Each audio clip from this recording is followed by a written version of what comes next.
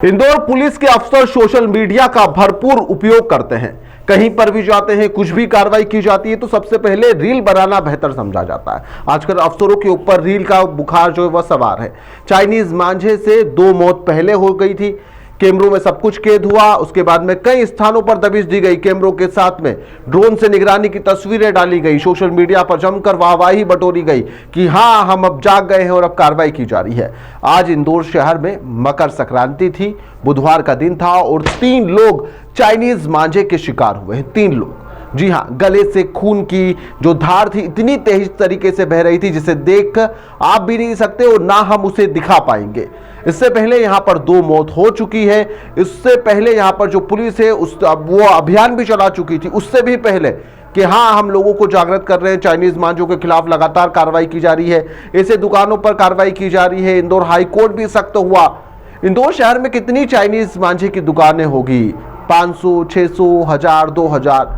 High court ने फटकार लगा दी, उसके बाद में भी नहीं जागी पुलिस। उसके बाद में भी आज इस तरह के हादसे देखना पड़े जिसे देखकर आप लोग विचलित भी हो सकते हैं।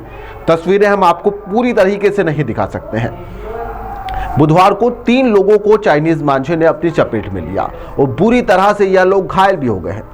पहला हादसा 3 इमली ब्रिज का। पहला वीडियो जो सामने आया, वहां पर बाइक सवार हेमराज चौरसिया का गला मांझे से बुरी तरह से कट गया। वह पेट्रोल पंप पर काम करता है, किसी काम से जा रहा था, निजी काम से, और इसी दौरान यह हादसा हुआ।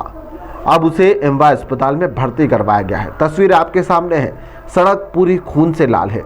उसका शर्ट, उसका शरीर और यहाँ तक कि उसके जूते के ऊपर भी खून लगा हुआ है।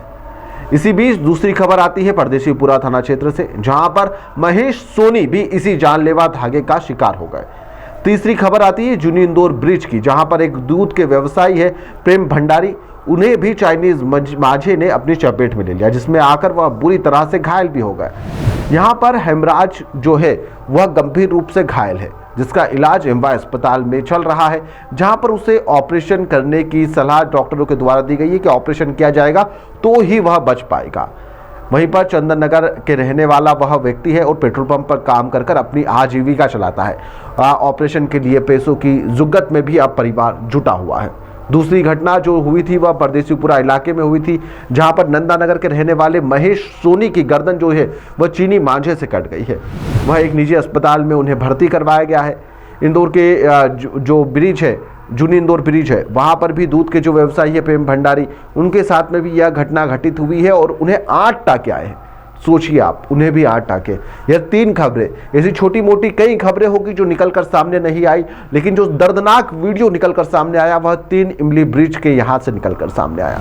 इस हादसे के बाद में additional police commissioner Amit Singh सहित वरिष्ठ पुलिस अधिकारी एमवाय अस्पताल भी पहुंच गए, घायल के हालचाल जाने गए।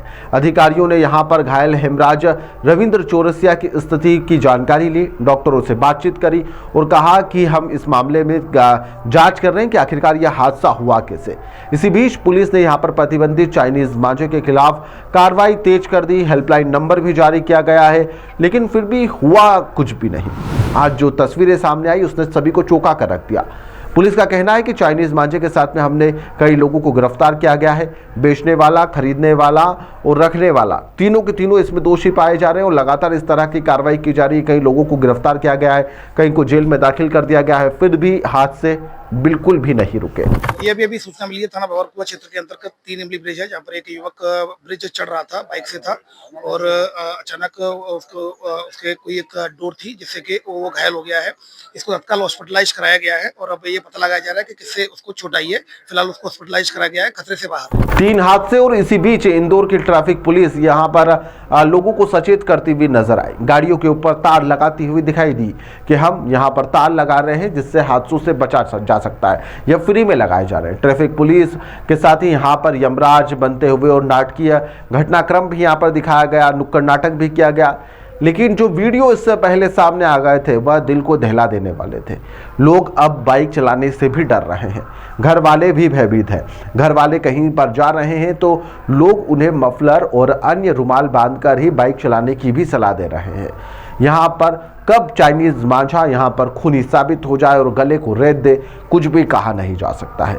लेकिन यहाँ पर पुलिस इससे पहले क्या कर रही थी, पुलिस की कार्यप्रणाली इस पूरे मामले में सवालों के घेरे में है, क्योंकि यह हादसे रोकने में पुलिस नाकामयाब रही है। और जब नाकामयाबी रही है तो यहाँ पर जब कामयाबी हो जाती है तो कंधों पर सितारे आते हैं। तो जब नाकामयाबी हुई है तो यहाँ पर भी अपनी जिम्मेदारी पुलिस अधिकारियों को लेना चाहिए।